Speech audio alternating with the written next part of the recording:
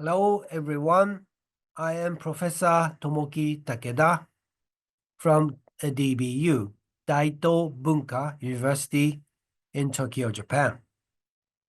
Today, I'm going to deliver a short lecture on how Japan modernized herself at the turn of the previous century.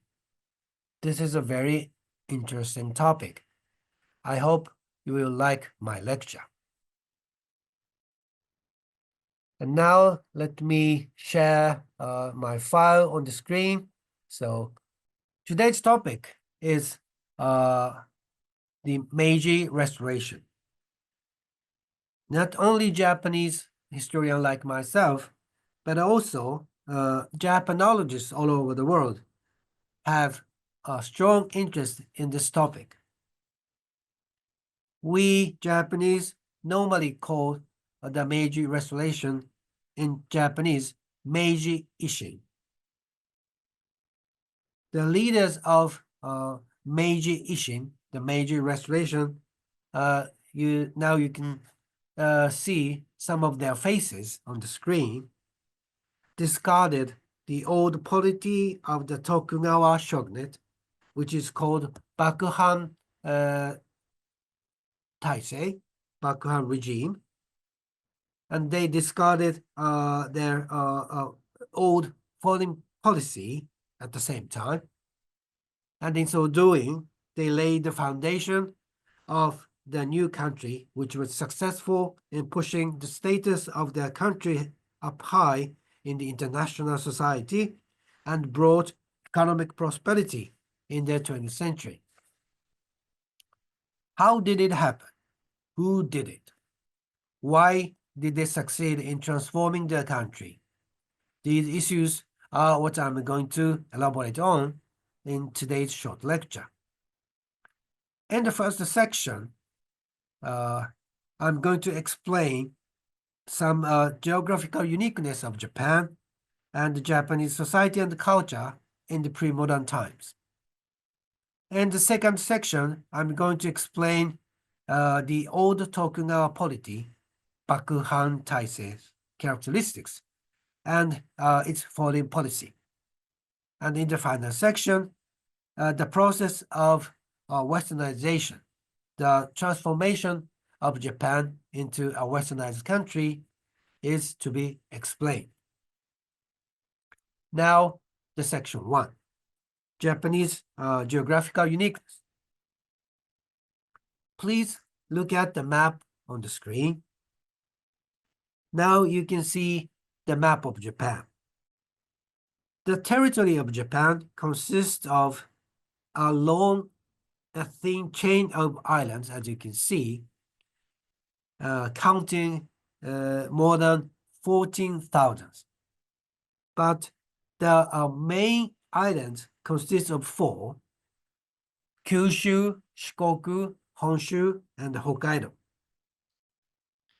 This archipelago extends diagonally from the northeast to the southeast for about 1,200 miles, roughly the same length of the eastern coast of the United States.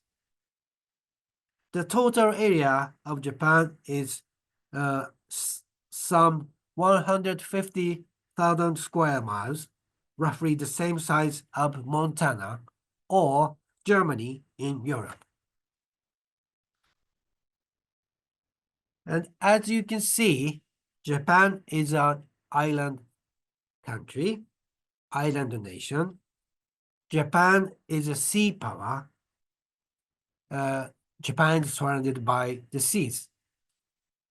And it is obvious that we don't have any qualities of great land powers such as Russia and China.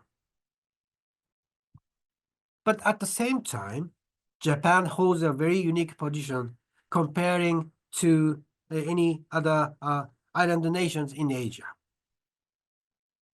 Japan is much closer to the continent than any other island nation in Asia, such as the Philippines and Indonesia. Japanese archipelago sits alone beside the Eurasian and Chinese continent. But still, as you can see on the map too, Japanese archipelago was separated from the continent by the seas. So Japan is not like Korea or Vietnam. This geographical traits, uniqueness, brought a great benefit to Japanese society and culture. The map tells us eloquently that Japan is at the periphery of the great continents, but with a very good connectivity to the continent. That's why some Japanese historian says that Japanese civilization is like a snowdrift of many civilizations passed on to the Japanese archipelago through the continents. I think it hit the nail on the head. So before we start talking about the modern times, it is important to note that Chinese continent, Chinese mainland, and the Korean peninsula and the Japanese archipelago were inseparable in the pre-modern period. And having said that, I want to quickly add one more thing about the traditional international order in this region. For centuries before the modern times, relations of the states among a variety of rulers in Asia were very loosely connected around the Chinese-centered system of tribute. The Chinese emperors were the most powerful figures in the vast region of Asia, from Indochina to Northeast Asia. The Chinese emperors viewed people outside this network possessors of less civilized cultures. And the Chinese emperors expected the rulers of the peripheries, such as Korea and Vietnam, would come and visit the Chinese capital and bow their heads to them and present lovely gifts and praise the glory of the Chinese emperor. And in exchange, the emperor promised protection and security and access to the very lucrative trade with China. And now Japan. Japan, however, was not an integrated part of this Chinese system. For example, kings of Korean and Vietnam were often unhappy about their subordinate roles in this tributary system. They accepted the Chinese claims, the obligation of the system in exchange of security and benefits, economic benefits. However, Japanese leaders often freely drew on the achievement of Chinese great civilization and Korean culture over many, many centuries, but most of them, including the Tokugawa leaders, I'm going to talk about in the next section, were very reluctant to accept this inferior position implied by the Chinese system. And thanks to the barrier of the waters, they were more successful in resisting Chinese claims than any other island nations in Asia. So the moderate distances from the continent, the characteristics of island nation, these unique geographical traits allowed Japan before the modern times to hold quite an ambivalent sense of relationship to the civilizations of the great continent. As Dr. Andrew Gordon said in his brilliant book, Japanese have been alternatively proud of their continental Chinese inheritance and defiantly assertive of the independent identity. And this unique geographical trait brought another interesting character to Japanese society and culture, that is, diversity.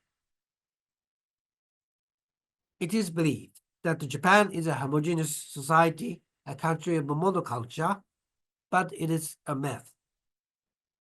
In ancient period, the Japanese had two authorities to govern this long, thin archipelago. Japanese ancient unified states began to appear in history from the 5th to the early 6th century, and the central government was finally located in Kyoto, in Kansai area, west part of the Honshu Island. And the ancient states adopted the polity following the Chinese model, and emperors, Japanese emperor, it's called Tenno. The Japanese emperor sat at the top of the state power. However, this unified state just conquered some small areas in the Kansai region. On the other hand, the east part of Honshu Island, Kanto region, was the land of samurais. By the 11th century, samurais in the Kanto formed a warrior state with Kamakura as its capital. The central government institution was called Bakufu, literally means the tent, where the shogun resides during the war. In this way, by the end of the 12th century, Honshu Island's main area was ruled by two independent authorities, the imperial court in Kyoto and the military Bakufu in Kamakura. And the interesting thing is that the emperor remained in Kyoto after Bakufu was established in Kamakura. And the emperor continued to be the head of state of the unified state. But the emperor gave special authority to the leaders of Kamakura. They were allowed to select military governors and stewards for each landed estate owned by the emperor throughout the country. And the other authority is to be given the title of Sei Tai Shogun.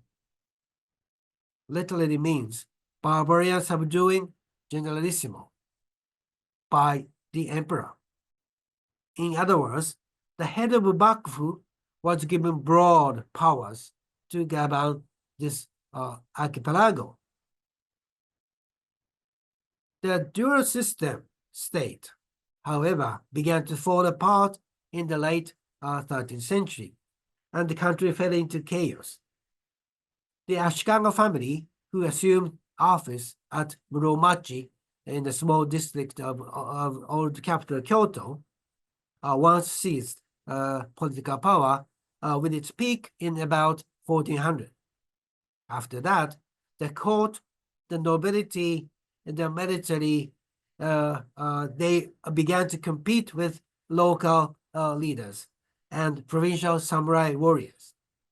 And in 1467, a war broke out in the capital of Kyoto, and it was the beginning of the 10-year war, called Oni no Ran in Japanese, which eventually marked the beginning of the warring state period, in Japanese Sengoku period.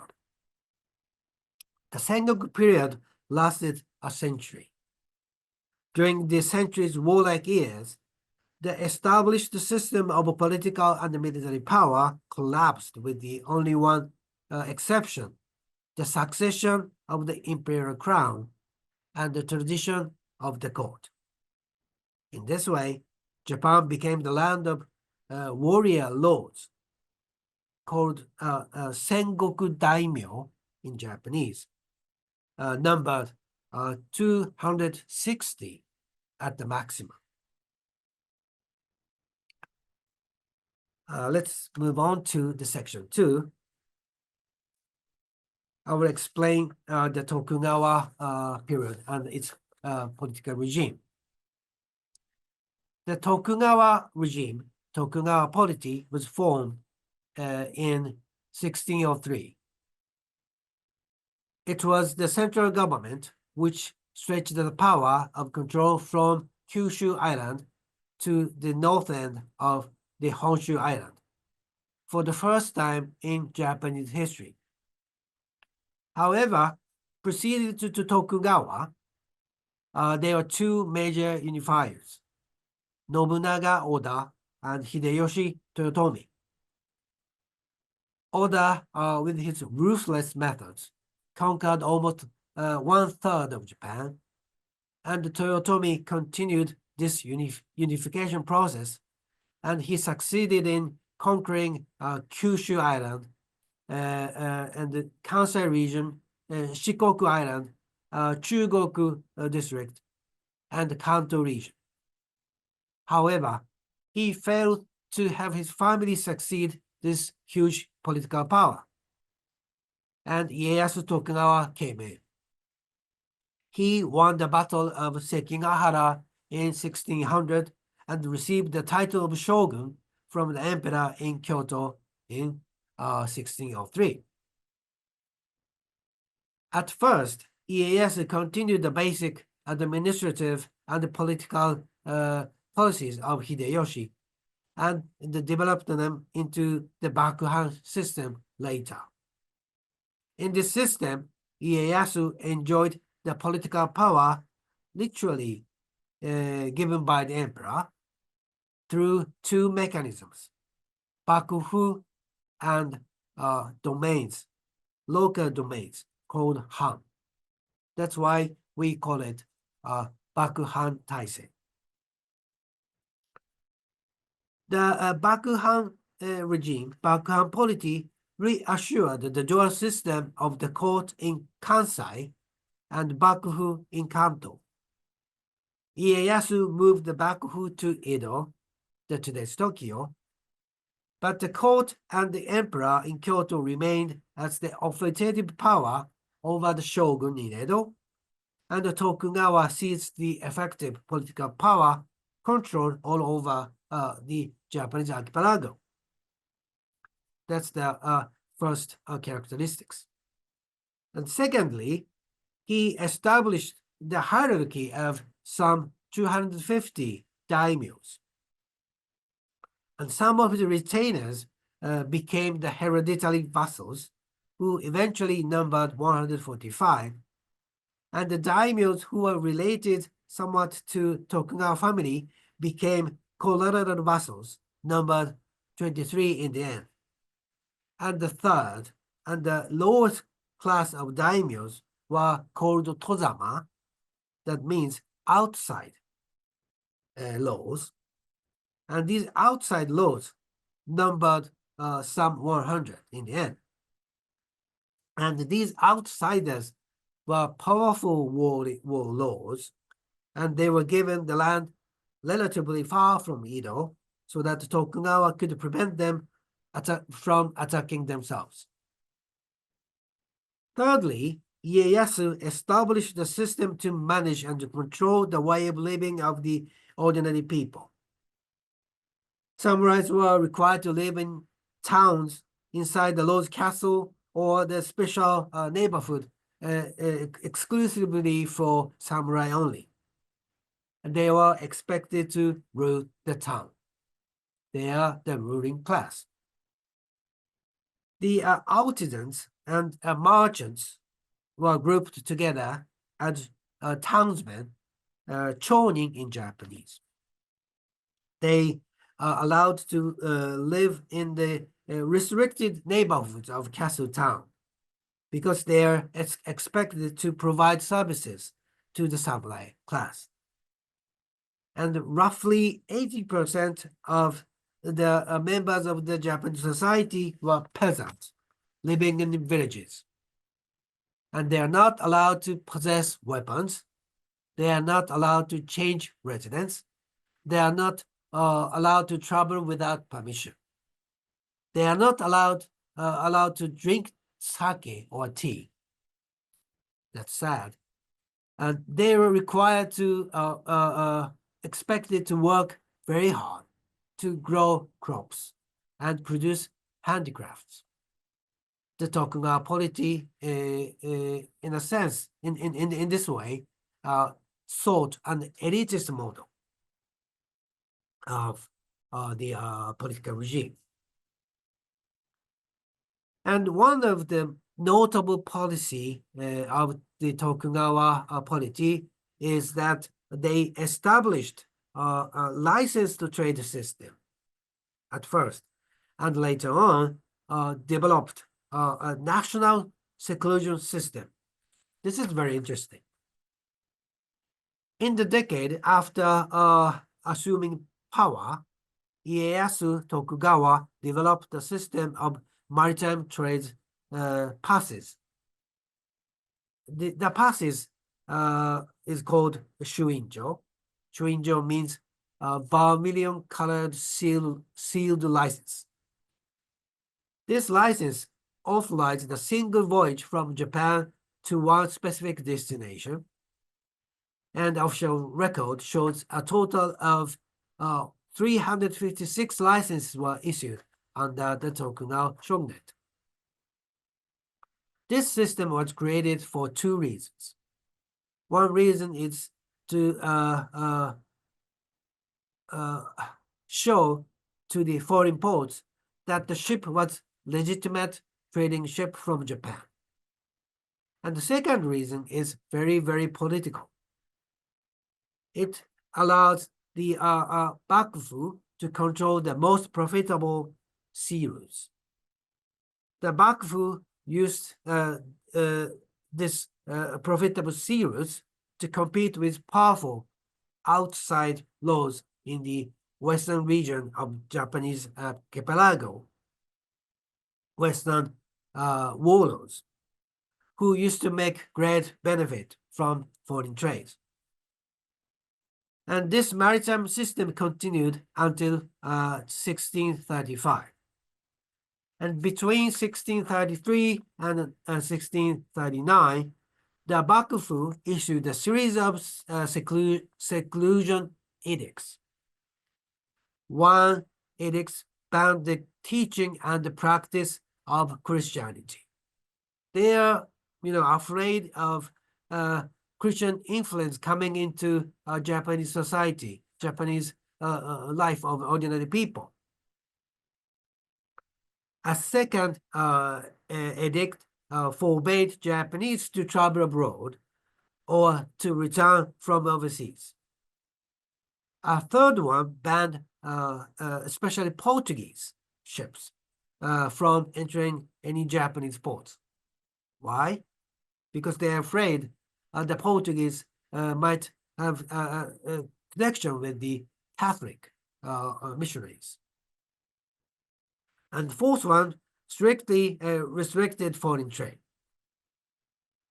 And another one, new one, was issued in 1641, which restricted Dutch traders, merchant ships from Holland, to exclusively to an artificial island constructed in Nagasaki's harbor called Dejima. And as a result, Japan is said to have entered a kind of national seclusion system called sakoku in Japanese. However, the term sakoku that means national seclusion, but literally means chained country. This word did not appear in history until around 1800. That suggests Japan was never completely secluded, and that is true. The Dutch and the Chinese ships were obliged to carry on trade from and to Nagasaki. And some daimyos and merchants in Satsuma, Satsuma is present Kagoshima prefecture, and Matsumae is the part of Hokkaido Island, were allowed to trade with the Ryukyu Islands, today's Okinawa. It's a very beautiful island. And Korea and some territories to the north of Japan. So the Tokugawa shogunate was suspicious of the Spanish as well as Portuguese Christianity, who were closely connected with Catholic missionaries. The Tokugawa shogunate was suspicious of the Dutchies too, but the Dutch seems to have no religious motives. Therefore, it allowed the Dutch to carry on the trade with Japan, but with more tighter controls.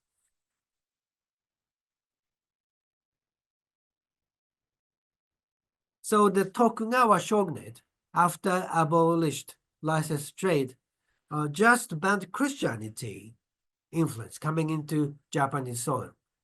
And the Sakoku system, national seclusion system, was actually a form of the state-controlled trade. And this system was established in the middle of the 17th century and lasted almost 2 centuries. In this way, Tokugawa's peace, Pax Tokugawana, continued.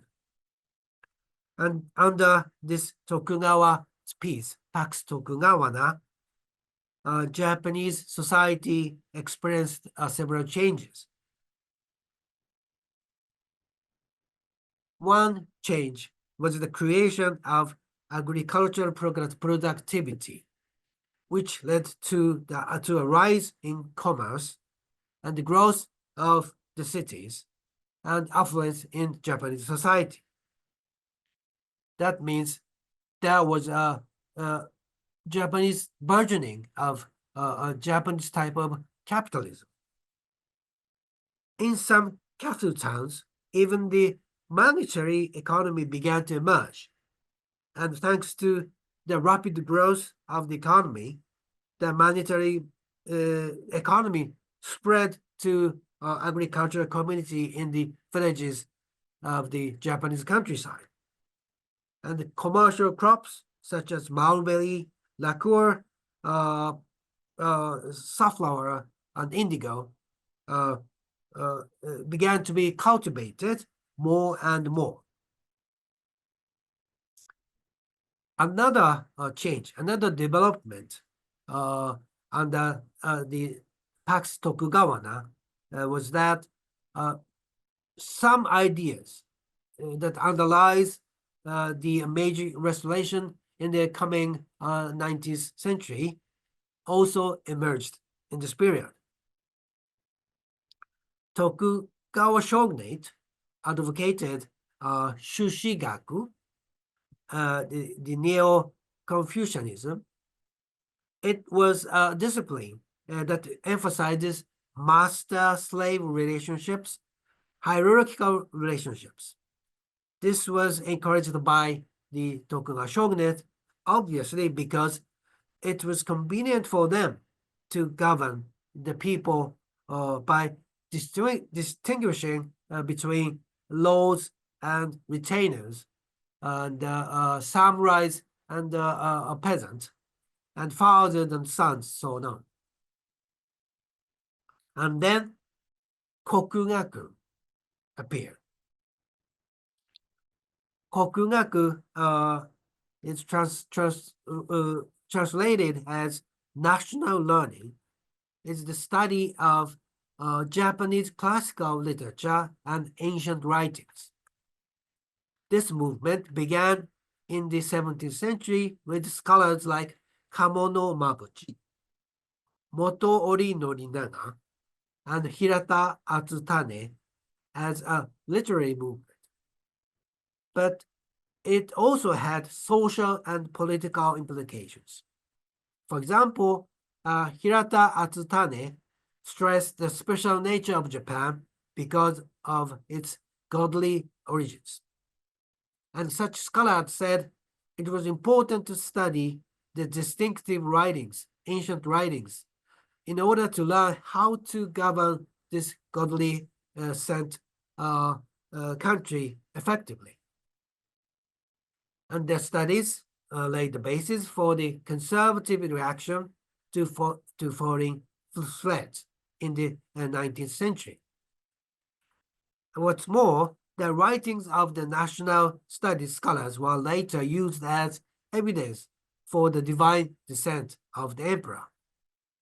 This put the imperial house, the emperor, the court, in the center of Japanese culture and the Japanese politics. And in the middle of the 19th century, conservatives would express these ideas in the slogan, "So no joy," revere the emperor, expel the barbarian, as I will explain in the next section. And Rangaku came next. Rangaku literally means Dutch studies. And the Rangaku surged against the backdrop of the loosening of the national seclusion policy. By the 1720s, the shogunate stopped trying to keep out European influence. Tokugawa Yoshimune lifted the ban on importing foreign books, as long as they did not mention Christianity. And people other than official interpreters were also allowed to engage in this movement, Rangaku movement. The language was Dutch, of course, but the content included geography, astronomy, science, mathematics, pharmacology, and medicine. The Dutch studies was a means of gathering essential information about potential rivals. But it was also seen as a strategy for strengthening Japan's position against Europeans. And eventually, the shogunate saw the need for more such Western knowledge. And in 1811, the Tokugawa shogunate opened the Institute for the Investigation of Foreign Books. This institute, later in the middle of the 19th century, actively translated and studied and taught Western languages and culture. And it focused on especially scientific and technical studies. And lastly, even the attitude of ordinary people changed. In the early years of the Tokugawa period, it was only the samurai and the retainers of transferred daimyos who raised their voices against the Tokugawa shogunate in protest. They resented the way the Tokugawa shogunate treated them. In that period, the peasants who worked on land were very afraid to protest because they would be violently suppressed. However, as the shogunate stabilized control, a spontaneous single-issue organization called Ikki protest movement became more common. These groups protested unfair taxation, official arrogance, and repressive labor assessment. So as the shogunate rule began to be shaken from many angles, foreign ships other than Dutch and Chinese licensed ship began to appear in the waters near Japan.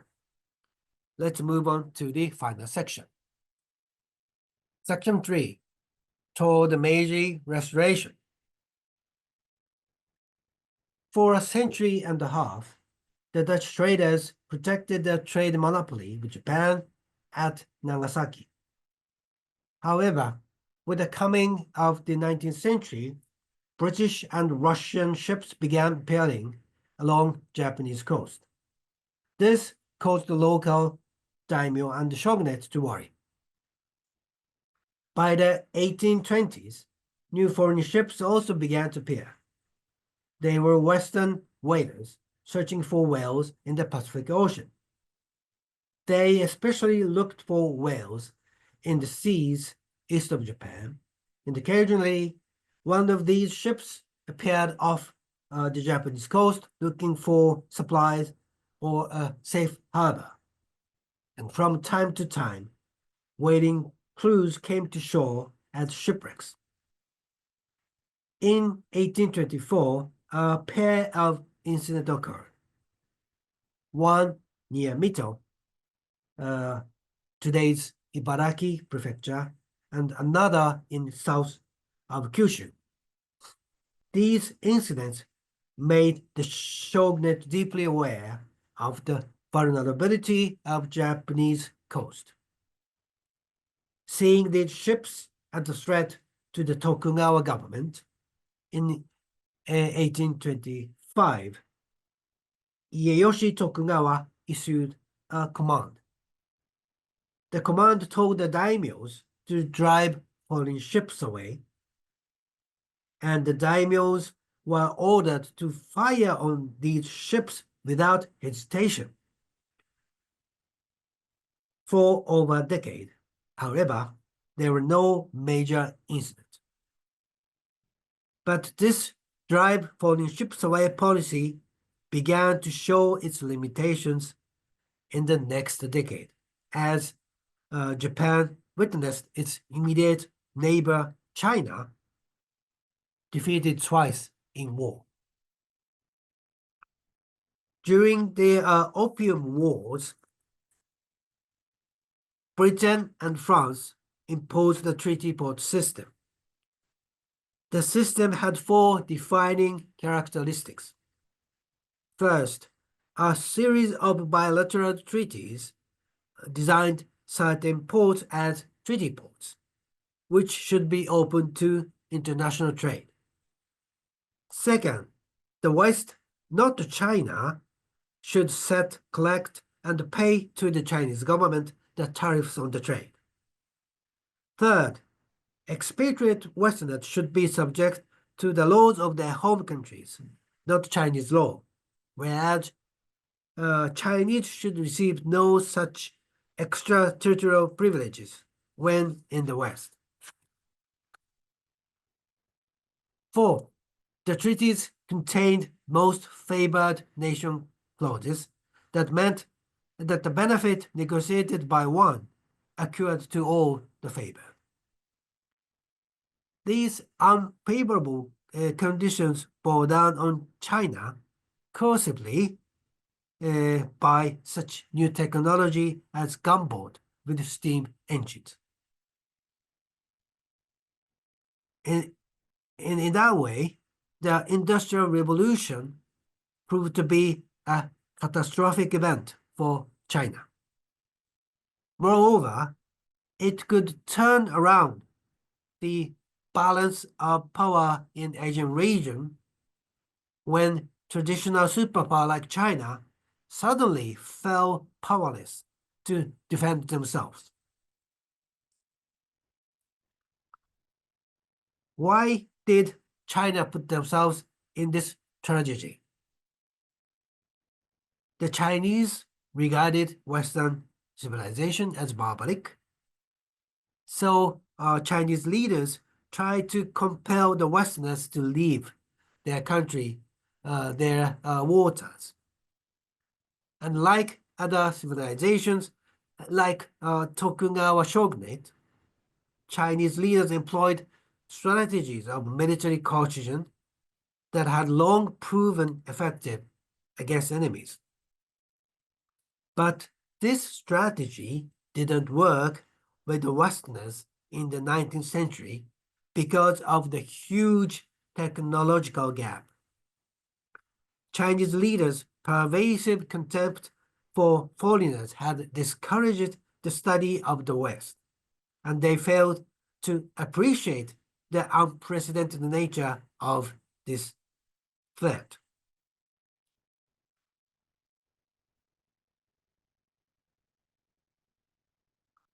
And what's worse for China, as China proved less capable of countering the industrializing powers, Russia stood poised to fill the power vacuum.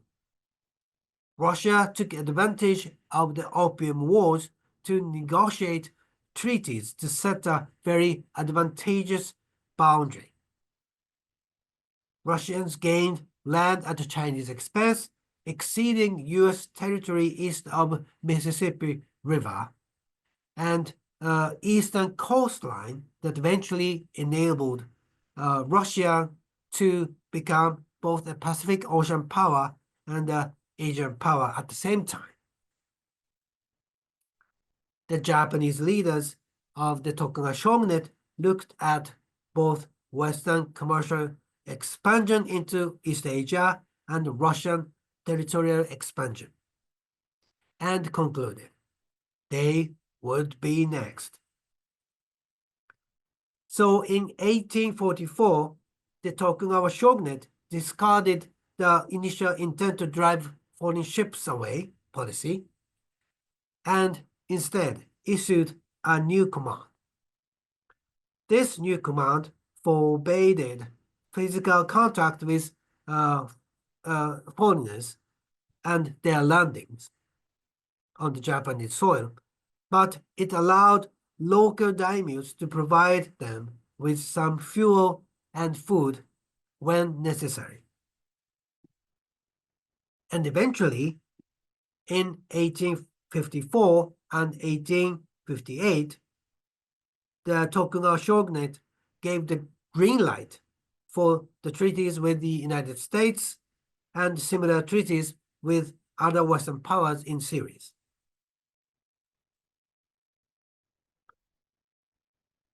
The US President Fillmore, to protect American whalers and other types of ships, and with a view to bring American trade into Japan and China, dispatched Commodore Matthew Perry to Japan.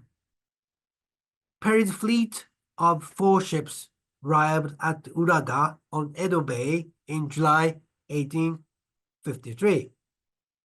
These black ships were huge, and they were 6 or more times the size of any Japanese ship.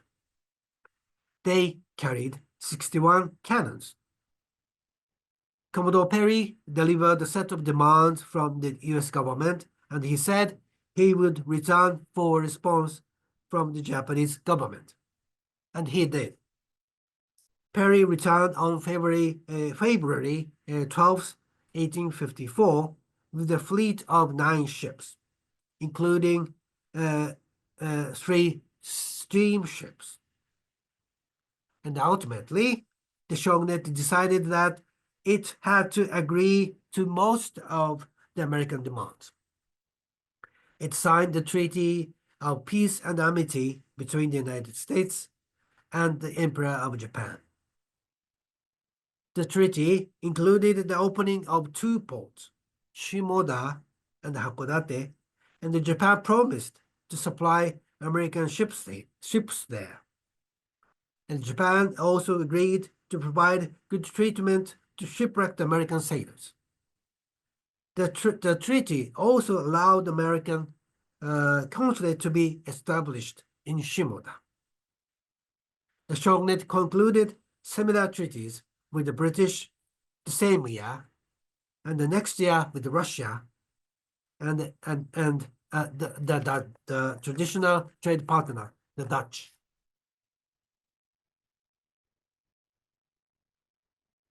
In 1858, just as China was losing the Second Opium War, or Arrow War, the first American consul, Townsend Harris, negotiated the second treaty, bringing Japan's total number of treaty ports to 5 and establishing the principle of extraterritoriality for Americans residing in Japan and for control of Japan's tariff and most favored nation treatment. The other powers followed suit. The treaties were unfavorable to Japan, but a negotiated treaty was far better than the forced one after defeated in a war. China was Japan's negative example of what not to do. That is, Japanese leaders observed the global trends very, very seriously. As soon as the second treaty was concluded, the attitude of Japanese leaders in Tokugawa period opened a growing chasm in Japanese society between those who joined the forced march and those who stood apart. Opposition to the shogunate spread throughout the country quite soon. Opponents were partly inspired by scholars of Mito domain of the National Learning School. These scholars stressed that the emperor system was the central element in Japanese history, and this implied that the Tokugawa shogunate was not fully legitimate. So-called Mito learning was not openly anti-Bakufu, anti-Tokugawa shogunate, but it presented ideas that others adopted. Under the slogan Son no Joi, revere the emperor, expel the barbarian, anti-Tokugawa groups carried out assassinations in series in Edo and Kyoto. So that means facing the unprecedented challenge, the leaders of the Tokugawa shogunate had more flexible attitude than anti-Tokugawa groups. That means there were still possibilities, even probabilities, for the Tokugawa to succeed the legacy of their own in the coming future. However, in the late 1860s, the key figures of the old regime provided the opportunity for anti-Tokugawa groups to change the situation of the contentious politics. In 1866, Shogun Iemochi and Emperor Komei died successively. At this juncture, younger, mid-lower level of samurais from the outside domains got together to form an anti-Tokugawa league. They were from Satsuma, today's Kagoshima, Choshu, Yamaguchi, Tosa, Kochi, and Hizen, Saga Prefecture. They began to cook up a scheme to overthrow the old government because they believed that the Japanese response should be more radical than the shogunate allowed. They needed more open government that could mobilize more popular support, popular backups to tackle this unprecedented challenge they had to face. As Satsuma and Choshu prepared their armies for coup d'etat, the new assumed leader, Yoshinobu Tokugawa, resigned. But he reconsidered his resignation at the outbreak of the Boshin War only to resign again and step down forever when his army lost the Battle of Toba-Fushimi. Loyalist group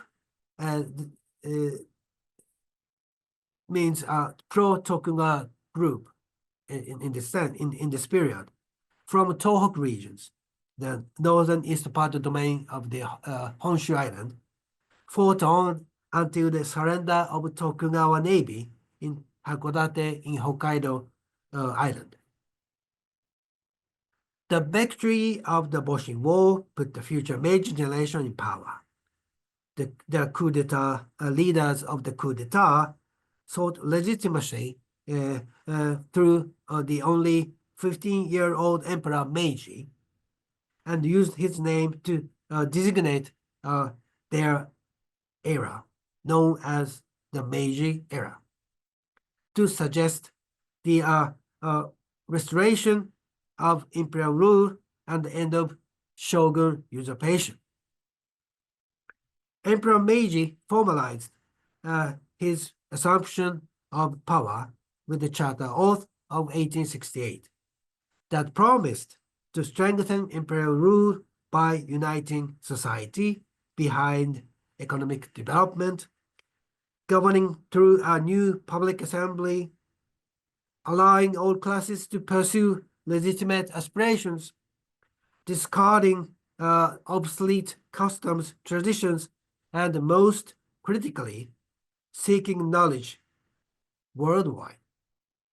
In fact, the Meiji generation decided to promote program of rapid modernization, not the restoration of the old tradition. Leaders of the Meiji generation thus discarded the old polity of Tokugawa shogunate and its foreign policy, and new day began.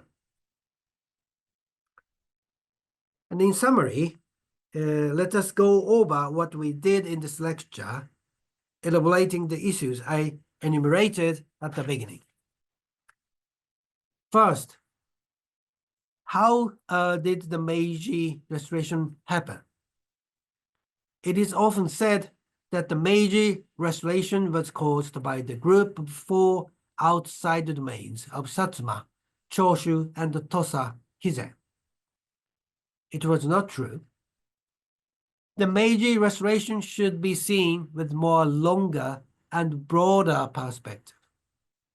From that viewpoint, the inner development of Japan under Pax Tokugawana was like the tinder composed of the economic, social, cultural change, growth, dynamism, and while the surge of younger generation stimulated by the intrusion of Western powers into East Asia, powerless China, and the confusion created by the contentious domestic politics served as the litmus. These combined caused the conflagration. The second question, who did it? No doubt that the overthrow of the old regime was done by younger generation, younger samurais, who were not in the mainstream of the Tokugawa shogunate. But their enlightened attitude, their courageous attitude toward the new things, and the zest for the knowledge, the zest for the reformation were bred under the Tokugawa Japan. In that sense, we have to be free from the dualism of old and the new when we want to make sense the transformation period of in the 19th century. Lastly, why did they succeed in transforming their country while others didn't? I believe the key decision was not to modernize, but the decision to modernize must be accompanied by the will to westernize. Most of traditional citizens, like Qing dynasty, China, have embraced the modernization while reviving the westernized society. The Japanese leader have correctly perceived westernization as a serious threat to their way of life. However, Chinese chose the modernization without westernization, while Japanese leaders chose modernization with westernization. The ramification of their choices have been both consequential and enduring. Dr. S.C.M. Payne asked in her book, "Is it possible to have the fruit without the garden?"